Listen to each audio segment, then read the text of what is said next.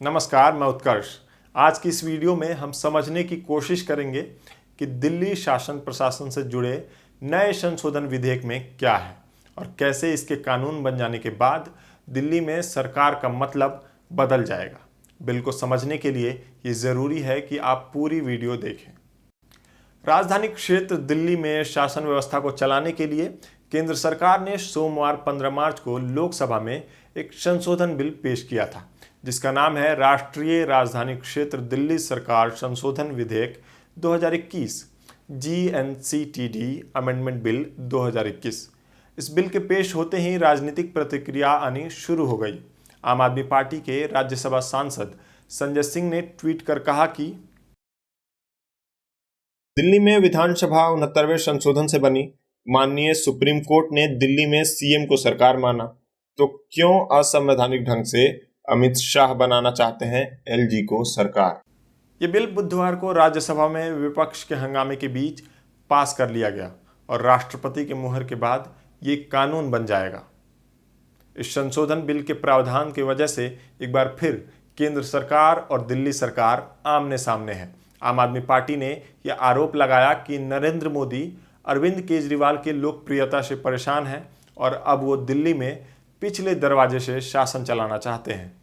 दिल्ली के मुख्यमंत्री अरविंद केजरीवाल ने भी ट्वीट किया। उन्होंने कहा, आज लोकसभा में जीएनसीटीडी संशोधन विधेयक पारित करना दिल्ली के लोगों का अपमान है। विधेयक प्रभावी रूप से उन लोगों से शक्तियां छीन लेता है जिन्हें लोगों द्वारा वोट किया गया था, और जो लोग पराजित हुए थे उन्हें दिल्ली को चलाने के लिए शक्तियां प्रदान की गई। भाजपा ने लोगों को धोखा दिया है। वहीं केंद्र का कहना है कि उन्होंने दिल्ली चलाने के मामले में सुप्रीम कोर्ट के निर्णय की व्याख्या की है, जिसमें कि ये साफ हो जाएगा कि दिल्ली में असली सरकार कौन है। तो आइए जानते हैं कि दिल्ली चलाने के लिए अब तक क्या नियम और क्या कानून थे। दिल्ली राष्ट्रीय राजधानी क्षेत्र है और इसके साथ ही यह केंद्र शासित प्रदेश है। यहाँ की प्रशासनिक व्यवस्था काफ़ी पेचीदा रही है। यहाँ केंद्र उपराज्यपाल के जरिए और राज्य की चुनी हुई सरकार का मिला जुला शासन चलता है। हर 5 वर्ष में विधानसभा का चुनाव होता है, जिसके बाद मुख्यमंत्री शासन चलाते हैं। लेकिन कुछ मामले जैसे पुलिस, कानून व्यवस्था और भूमि अधिकार केंद्र सरकार के अंतर्गत आते हैं। तो आइए इससे जुड़ा हुआ इतिहास भी जान लेते हैं। हालांकि तीनों पार्टियां बीजेपी, आम आदमी पार्टी और कांग्रेस ने अलग अलग जगहों पर दिल्ली को फुल स्टेटहुड यानी कि पूर्ण राज्य का दर्जा दिलाने के लिए वायदे किए हैं। इसके पहले भी दिल्ली में समय समय पर पूर्ण राज्य की मांग उठती रही है। 1989 में बालकृष्णन कमेटी की रिपोर्ट आने के बाद यह तय हो गया था कि दिल्ली एक केंद्र शासित प्रदेश है। 1991 में संविधान के 69वें संशोधन में आर्टिकल 239 ए तथा 239 बी जोड़ा गया। इसके साथ ही जीएनसीटीडी एक्ट 1991 को संविधान में शामिल किया गया था, जिसके बाद दिल्ली को राष्ट्रीय राजधानी क्षेत्र का संवैधानिक शीर्षक प्राप्त हो सका है। इस एक्ट के तहत विधानसभा, एलजी और सरकार से संबंधित अधिकारों को निश्चित किया गया था। अब जानते हैं कि नए संशोधन के बाद क्या क्या बदलाव होंगे। उच्च न्यायालय के फैसले के बाद दिल्ली की सरकार ने एलजी को सभी कार्यकारी मामलों की फाइल भेजनी बंद कर दी थी। दिल्ली सरकार उपराज्यपाल को सभी फैसलों से सिर्फ अवगत कराती आ रही थी। नए संशोधन में आर्टिकल 21 में तीसरा सबसेक्शन जोड़ा गया है। इसके तहत दिल्ली विधानसभा के पास हुए किसी भी कानून में सरकार शब्द का मतलब एलजी होगा। दूसरी बात यह कि संशोधन के बाद दिल्ली की चुनी हुई विधानसभा को कैबिनेट के किसी भी फैसले को लागू करने के लिए एलजी के सलाह को मानना जरूरी होगा। बिल में अब दिल्ली की विधानसभा को किसी भी स्थिति में जांच कमेटी बनाने के अधिकार को खत्म कर दिया गया है। पुरानी कमेटियां जो पहले से जांच कर रही हैं, इस संशोधन के बाद उन कमेटियों को रद्द माना जाएगा। अब ये भी जान लीजिए कि 2018 में सुप्रीम कोर्ट ने क्या फैसला सुनाया था। 2015 के बाद से एलजी और मुख्यमंत्री में विवाद बढ़ा। अरविंद केजरीवाल के दिल्ली के मुख्यमंत्री बनने के साथ ही आम आदमी पार्टी ने बड़े पैमाने पर बदलाव किए। विवाद बढ़ता गया और दिल्ली सरकार की फाइलें एलजी कार्यालय में अटकने लगी। भारी विवाद के बाद दिल्ली सरकार ने शीर्ष अदालत का दरवाजा खटखटाया और 4 जुलाई 2018 को परिणाम स्वरूप उच्च न्यायालय के तत्कालीन मुख्य न्यायाधीश जस्टिस दीपक मिश्र की अगुवाई में संवैधानिक बेंच ने इस पर फैसला सुनाया। सुप्रीम कोर्ट ने अपने 231 पन्नों के फैसले में आर्टिकल 239 ए के तहत यह माना कि दिल्ली की चुनी हुई सरकार ही दिल्ली की असली सरकार है। साथ ही कोर्ट ने कहा कि उपराज्यपाल की अनुमति सिर्फ पुलिस, कानून व्यवस्था तथा जमीन से जुड़े मामलों में ही जरूरी है। न्यायालय ने आगे कहा था कि दिल्ली के उपराज्यपाल का दर्जा किसी राज्य के राज्यपाल की तरह नहीं है, बल्कि वह सीमित अर्थ में दिल्ली के प्रशासक मात्र हैं।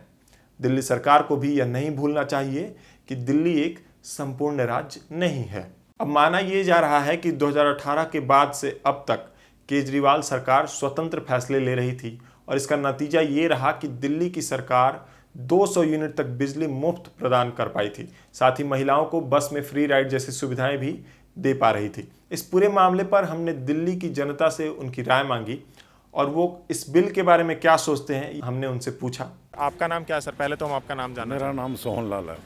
ओके, सोहन लाल जी, तो आप ये बताइए कि जो दिल्ली की जनता के लिए नया बिल आया है, या यूं कहें कानून, जो कि अब पास हो चुका है राज्यसभा से भी, तो इस बारे में आप क्या कहना चाहेंगे? आपको पता है इस बारे में? सबसे पहले ये बताइए। बिल्कुल पता है।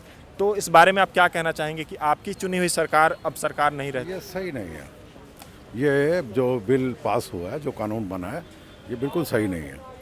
इस बात को आप कैसे जस्टिफाई करते हैं? मतलब आपको कैसे लगता है कि सही नहीं? भाई ऐसा है हमारा ना, जैसे दिल्ली ये जो पार्टी कर रही, जैसे बीजेपी है, बीजेपी जो सबसे पहले बीजेपी की ये मांग होती थी आज से 30-40 साल पहले, आज से 30-40 साल पहले, कि दिल्ली को फुल स्टेट हुड दी जाए। जैसे दूसरे स्टेट हैं, इसको पूरी स्टेट हुड दी जाए। खैर वो होते होते कुछ हद तक वो दिल्ली को स्टेट हुड मिल गई। पहले मेट्रोपॉलिटन काउंसिल होती थी, अब वो असेंबली बन गई, ठीक है, चल रहा है। अब आप इससे करना क्या चाहते हैं? तो फेडरलिज्म का स्ट्रक्चर आप तोड़ रहे हैं।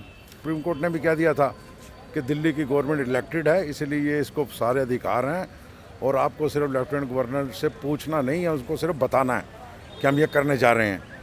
तो अब ये बिल ला के मेरे को तो लगता है ये दिल्ली वालों के साथ गलत किया है, करना नहीं चाहिए था, क्योंकि अगर आज केजरीवाल है तो कल बीजेपी भी आ सकती है।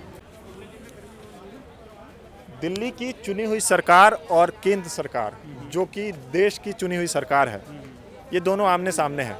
और इस बारे में आप क्या कहेंगे कि केंद्र सरकार दिल्ली की जनता के लिए एक बिल लेकर आती है, एक कानून पास कराती है, और उसमें ये कहा गया है कि अब विधानसभा से जो भी कानून पास होगा उसको इम्प्लीमेंट करने के लिए एलजी के परमिशन की ज़रूरत होगी। सरकार का मतलब ही दिल्ली में अब बदल कर रख दिया गया है। सरकार का मतलब आप सरकार नहीं, भारतीय जनता पार्टी सरकार नहीं, अगर आगे चल के भविष्य में दिल्ली की जनता भारतीय जनता पार्टी को चुनती है, या फिर कांग्रेस की सरकार नहीं, मतलब कोई भी चुनी हुई सरकार नहीं, लेफ्टिनेंट गवर्नर ही दिल्ली में सरकार होंगे। आप क्या कहना चाहेंगे? मैं ये जो कानून जो लेकर आए हैं बीजेपी सरकार और मोदी और अमित शाह ने, ये मैं कड़े शब्दों में विरोध कर रहा हूँ।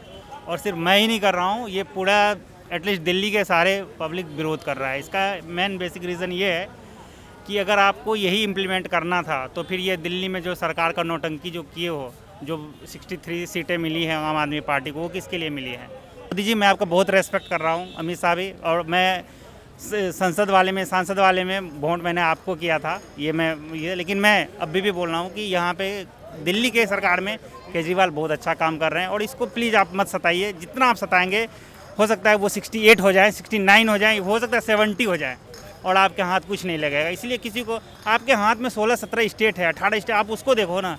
मेरे समझ से पब्लिक को कोई प्रॉब्लम नहीं होनी चाहिए इस चीज़ से, क्योंकि लेफ्टिनेंट गवर्नर का जो पोस्ट होता है वो किसी सरकार और किसी खास व्यक्ति का नहीं होता है, वो जनता का है। वो एडमिनिस्ट्रेटिव पोस्ट है, जो कि कोई भी किसी सरकार के द्वारा, मतलब मोदी उस चीज़ को से गवर्न नहीं करवा सकता है। लेफ्टिनेंट गवर्नर से वो पोस्ट मोदी नहीं चलवा सकते हैं, या फिर अरविंद केजरीवाल नहीं चलवा सकते हैं। लेकिन अगर गवर्नर, जैसे कोई भी चुनी हुई सरकार होती है, तो उसमें क्या होता है कि अगर जनता चाहे तो उसको बदल सकती है, लेकिन लेफ्टिनेंट गवर्नर के साथ ऐसा नहीं होगा। जनता अगर असंतुष्ट भी है तो लेफ्टिनेंट गवर्नर को वो नहीं बदल सकती। नहीं, जनता अगर चाहे तो क्या नहीं कर सकती है? जनता चाहे तो एकदम लेफ्टिनेंट गवर्नर भी बदला जा सकता है। अगर जो जनता चाह जाए तो कुछ भी हो सकता है। जब मुख्यमंत्री बदला जा सकता है, उसके लिए चुनाव तो नहीं होगा ना? चुनाव नहीं होगा। बेशक हम लोग खुद से नहीं चुन पाएंगे, कि हम लोग अपने मुताबिक नहीं चुन पाएंगे कि किस खास व्यक्ति को चुने, पर अगर हम उनका तबादला करवाना चाहें या फिर बदल के कोई व्यक्ति लाना चाहें, तो जनता चाहती है तो उस चीज़ को कर सकती है। अगर उनसे वाकई कोई शिकायत है और वो जायज़ है, जनता का मांग जायज़ है, और वो कुछ गलत कर रहे हैं, तो इस चीज़ को चेंज किया जा सकता है। अब देखना होगा कि इस संशोधन के बाद दिल्ली सरकार के काम करने के तरीकों में क्या बदलाव देखने को मिलता है। फिलहाल आम आदमी पार्टी पूरे आक्रामक रूप में नजर आ रही है और न्यायालय की ओर रुख करने की भी बात कर रही है। अगर आप ये वीडियो हमारे फेसबुक पेज पर देख रहे हैं तो हमारे पेज को लाइक करें। अगर यूट्यूब पर देख रहे हैं और आगे भी ऐसी इन्फॉर्मेटिव वीडियोस देखना चाहते हैं तो हमारे चैनल को सब्सक्राइब करें। हम 1000 सब्सक्राइबर्स के बिल्कुल नज़दीक हैं। वीडियो को लाइक करें और ज़्यादा से ज़्यादा शेयर करें। अपना और अपने परिजनों का ख्याल रखें। धन्यवाद।